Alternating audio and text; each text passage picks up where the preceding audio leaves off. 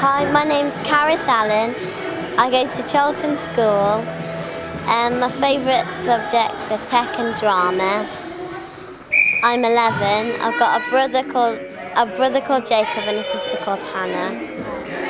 My sister's 13 and my brother's 3. No, yeah. I probably get on with my brother best, although he's very annoying. Because my sister's a teenager, so she's a stroppy. I was born with complex congenital heart defects, and I'm on warfarin and captopril. Well, I take my captopril 3 times a day: lunchtime, breakfast, and night and bedtime. And my warfarin I take 7 milligrams at night, like at bedtime. But after personal time, before lunch, I go and have my medicine with my friends. Sometimes it annoys me taking my medicine because, like, if you forget, you think, oh no, what's going to happen? Something bad might happen. What's my mum going to say? But I don't forget it that much because I'm used to taking it now. My mum still reminds me to take my medicine a bit, but at school I know that after personal time, before break, and lunch, I go and have my medicine. It's easy when I'm at school. My name's Mrs. Edwards. I'm a first aid officer. I've been here for 6.5 years, and I look after Carys when she comes if she feels ill or for her medication at lunchtime. Carys is very bubbly, an outgoing young lady, very independent, and nothing gets in her way. She's always smiling, always. And I'll tell you what, I can hold my hat off for her. I mean, she had an operation recently and she's got a scar and she doesn't complain. She's very rarely in here saying she feels poorly or anything. You know, she's one of those children, she'll take on anything. There's sports I can't do because I'm on warfarin, like tag rugby and karate. I used to want to do karate, but I wasn't allowed because I bruise it because of warfarin, which I'm on because of my heart condition, which makes me bruise easily and bleed easily. My PE teacher is my form tutor, Miss Byrne, who's over there, and I also have another form tutor called Mr. Sims. Miss Byrne and Mr. Sims both know about my heart condition and what it affects and stuff. Every day I see Carys. I see her in the morning for 15 minutes, form tutor time, and then again in the afternoon, which is called personal time. She's in with our tutor group for 20 minutes. And then every Friday morning she has a double lesson of PE with me. Carys's condition was quite new to us here, and obviously it's been a bit of a learning curve for us. The main reason I know about it is from what Carys has told me, but also when we had a meeting with her mum, and her mum has filled me in about it really. I think the main effect of this condition for Carys at school is her getting around school. For a bit, when she was coming to my tutor group, which is on the top floor of the building, she was coming a long way around because it was the direction of the flow of the students were meant to go in. But so sometimes getting to lessons on time can be quite tricky because sometimes she gets quite breathless. So like we've changed that for tutor time in the mornings, she can come through reception, so it's more of a direct route to our tutor group. What we have changed for her in PE is when we were doing rugby and football, she opted out of the rugby and went and did dance instead. So she wasn't being left out of an activity, we just changed the activity that she wasn't involved in rugby. If Carys feels tired or needs a drink at any time during her PE lesson, she just has to ask and she can sit out.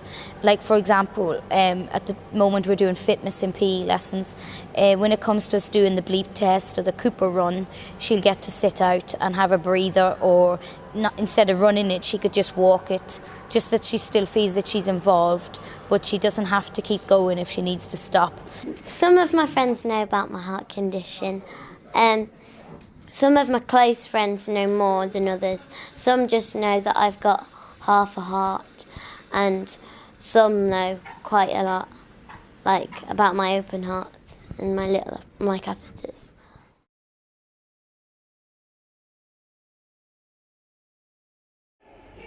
Not really. We just treat her like anyone else. We just forget about her heart.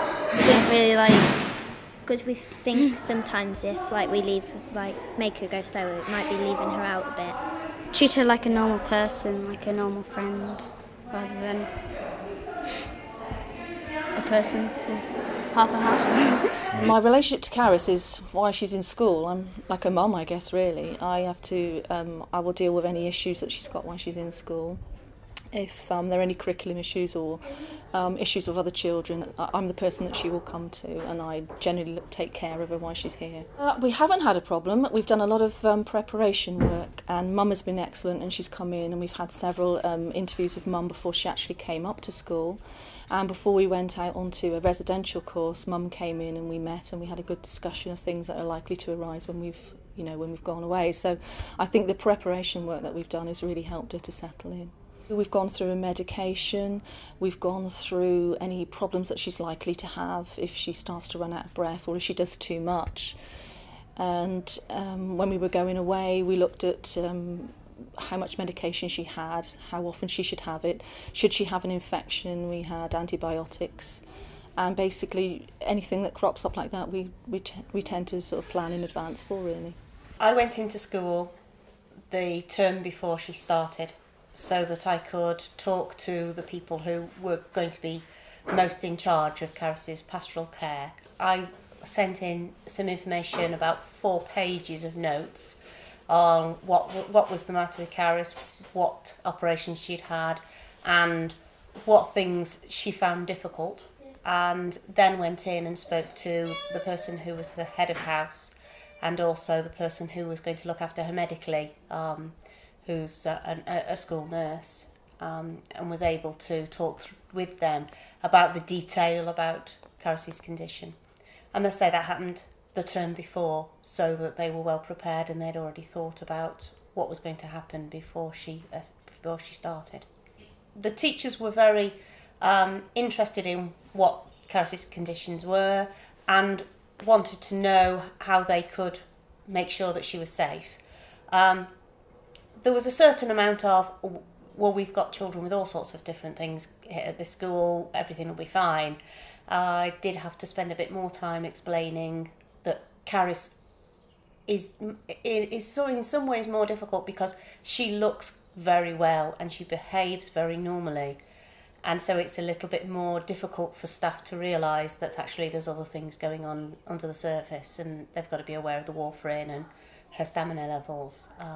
She has the problem of sometimes everybody thinks she's completely normal. Usually I spend break in either the library or the ICT room or the canteen because I don't usually go outside when it's cold. I have passes to go to saying I can go to the toilet when I need to, and another one which says that I can go to first aid anytime I want to. I just show them to the teacher and they have to say that I can go. I've used them both once. One of the times I used it because I was feeling really sick and I had to go home. And then I was sick. We do have children with lots of specific individual needs, and we've got a good pastoral system with the house managers in place, and we've got a good support with first aid and tutors. So I just think it just reinforces the need to treat children on an individual basis, but and of course we always aim to improve on what we do. So if anything new has cropped up, then obviously we've taken that on board. And I think that was especially true with a residential trip, especially for me, as I was in charge of a medication and on my own rather than a first aider.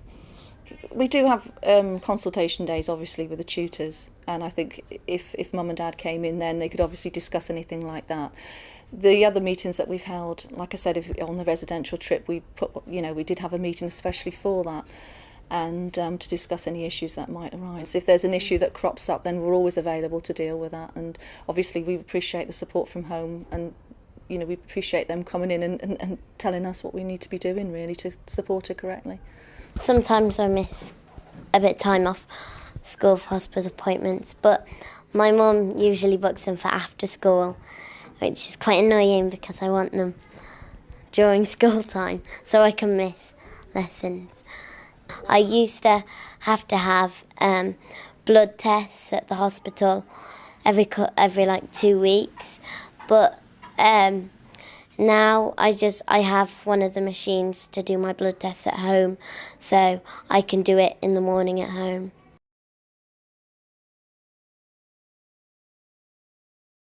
I do dance and drama, like youth theatre, and at my youth theatre drama club we do singing and more dancing and stuff like that, and plays.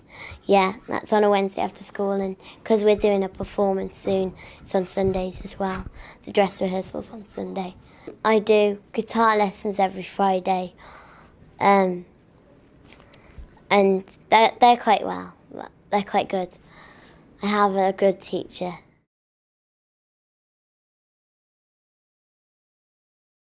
From my point of view, early intervention has been the best solution, really, is to get the parents in straight away, to find out as much as you can from the parents about the condition, to try and understand that condition yourself. And then it's awareness for the rest of your team. So it's important to pick a tutor that can understand those issues.